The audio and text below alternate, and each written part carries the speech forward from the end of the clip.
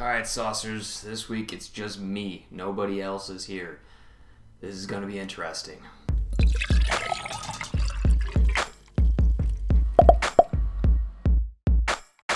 Hello, SoS'ers. We're about to embark upon the great crusade toward which we have striven these many months. Wait, is that?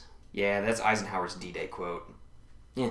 Today we're going to finish off the big six of liquor with that magic little potion, whiskey. Now, just a heads up, there are going to be a bunch of episodes devoted to this one. There's a ton to cover, but we're doing a bunch mostly because we all love whiskey and this is a great excuse to drink it. The first instance of whiskey-esque substances dates back to the Babylonian and Mesopotamian times. These ancient civilizations are thought to have dabbled in the distillation of grains for medicinal purposes. It's also thought that the many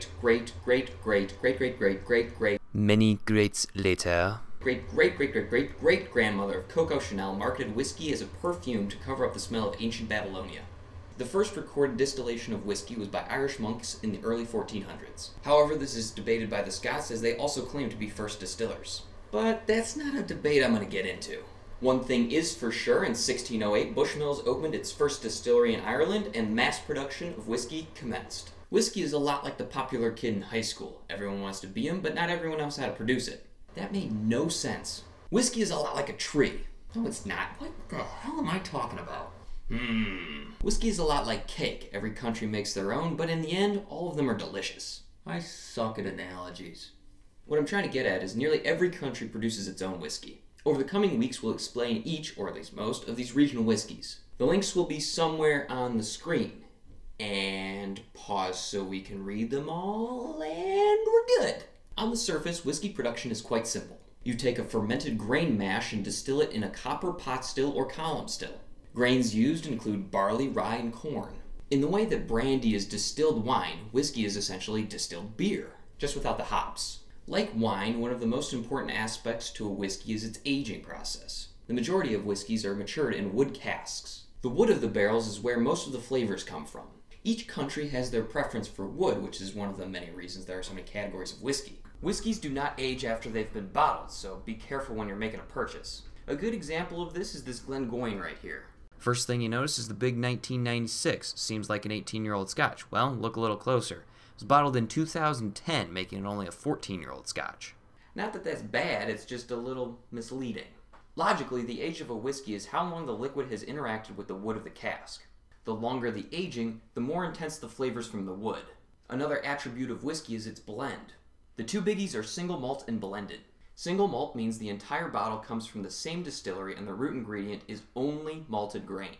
Single is actually a very misleading term here. It's not in reference to the ingredients or even the types of whiskey. Single refers to the single distillery in which the whiskey was produced. Blended whiskey is a mix of several whiskeys from multiple distilleries with varying root ingredients. It can also contain neutral or near-neutral spirits. Blended whiskeys are cheaper to produce and many of the popular names use this method. Now as we look at whiskey in the most general sense, that's about it. In the next few weeks we'll be discussing the many regional varieties. Once again, here are the links. Awkward pause. As always, remember it's always better to have a little of the good stuff than a lot of the bad. Always drink responsibly. Good mo. Yeah, that's right, correct pronunciation, I think.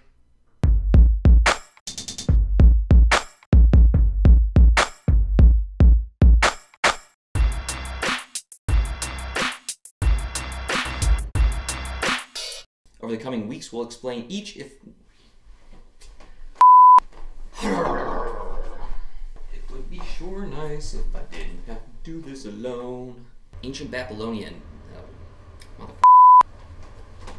This is not fun. Stations are... Good lord, this is not... Oh my. It's gonna take like an hour to do. This is the disadvantage of not being a trained actor.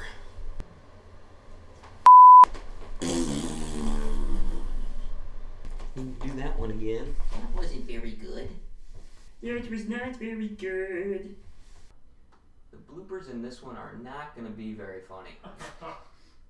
It's just going to be me getting pissed off at the camera. That's good. We need those too.